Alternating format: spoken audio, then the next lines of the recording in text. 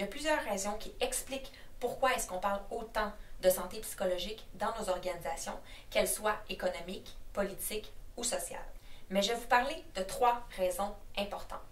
D'abord, la nouvelle génération de travailleurs est davantage soucieuse de sa qualité de vie, ce qui crée donc une pression sur les employeurs pour avoir davantage de mesures favorables à ce qu'on pourrait appeler un équilibre global. Quand je parle d'équilibre global, ce que je veux dire, c'est tant au plan psychologique que physique, qu'au niveau de la conciliation travail et vie personnelle également. Les normes entreprises en santé ou employeurs de choix sont d'ailleurs d'excellents exemples de normes visant un équilibre plus global. La deuxième raison, c'est qu'on le sait, la maladie mentale est maintenant la principale cause d'absentéisme au travail. En fait, près de 50% des absences en milieu de travail sont liées à la maladie mentale, selon le ministère de la Santé et des Services sociaux. Au Canada, on estime que les problèmes de santé mentale coûtent environ 20 milliards de dollars aux employeurs. Donc, on cherche à diminuer les coûts liés à l'absentéisme et au présentéisme, évidemment, en s'intéressant de plus en plus à la notion de santé psychologique en milieu de travail. La troisième raison dont je vais vous parler, c'est qu'on le sait, les études maintenant le confirment, les employés qui ont davantage de bien-être au travail vont aussi être plus performants au travail, ce qui est donc un avantage pour les employeurs. La combinaison de ces 3 éléments fait en sorte qu'on parle donc de plus en plus de santé psychologique au travail.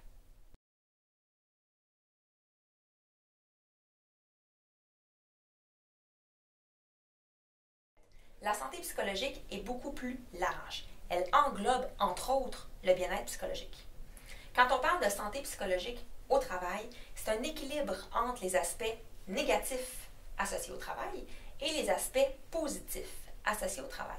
Donc, quand je parle d'aspects négatifs, je parle des expériences pouvant entraîner des conséquences négatives. Donc, par exemple, du stress, de l'anxiété, de la fatigue, etc. Quand je parle d'aspects positifs liés à l'expérience de travail, je parle de tout ce qui fait en sorte que notre travail va être nourrissant, stimulant, puis va nous apporter un bien-être psychologique. Bien-être psychologique, qu'est-ce que c'est? En fait, c'est défini comme une expérience positive et subjective, évidemment, par rapport au travail, qui fait en sorte qu'une personne va amener à exprimer le meilleur de lui-même. Selon la chercheure Véronique Dagenet-Desmarais, il existe 5 ingrédients au bien-être psychologique au travail. Le fait d'avoir des relations interpersonnelles positives, tant avec notre patron que nos collègues, par exemple. Le fait de s'épanouir au travail. Donc, avoir un travail qui a un sens pour nous, dans lequel on sent qu'on a accompli quelque chose de stimulant. Troisièmement, le fait d'avoir un sentiment de compétence, donc sentir qu'on a les capacités, les aptitudes, les habilités pour être capable de réaliser les tâches qui nous sont demandées. Le fait d'avoir de la reconnaissance au travail, donc tant par l'organisation, par nos collègues, que par notre supérieur immédiat, évidemment. Et 5e et dernier ingrédient, l'engagement. Donc, le fait de vouloir s'engager activement dans notre organisation, d'être engagé dans notre travail et de vouloir contribuer à son bon fonctionnement et à son succès. Idéalement, quand on parle de santé psychologique au travail, on cherche à atteindre un certain déséquilibre, si on veut, entre les aspects positifs au travail qui vont prendre beaucoup plus de place et les aspects négatifs qui vont, on l'espère, prendre moins de place.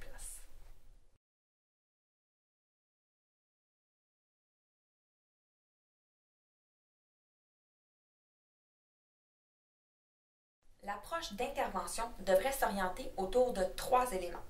Le fait de miser sur le bien-être, le fait de favoriser une prise en charge collective et le fait d'outiller les gestionnaires.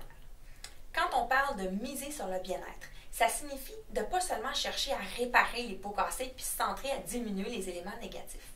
On veut aussi poser des actions qui vont favoriser l'émergence du bien-être psychologique des employés et donc qui vont se concentrer sur l'émergence des 5 ingrédients au bien-être psychologique au travail. Ensuite, la prise en charge collective.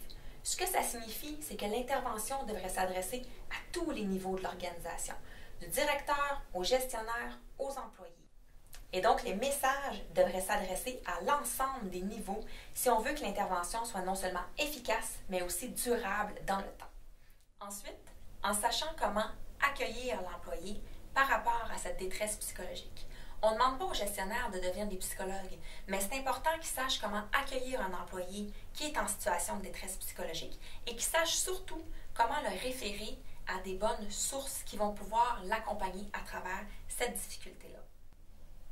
Troisième élément, c'est important que les gestionnaires sachent comment intervenir sur les conditions de l'environnement de travail sur lesquelles ils ont une influence.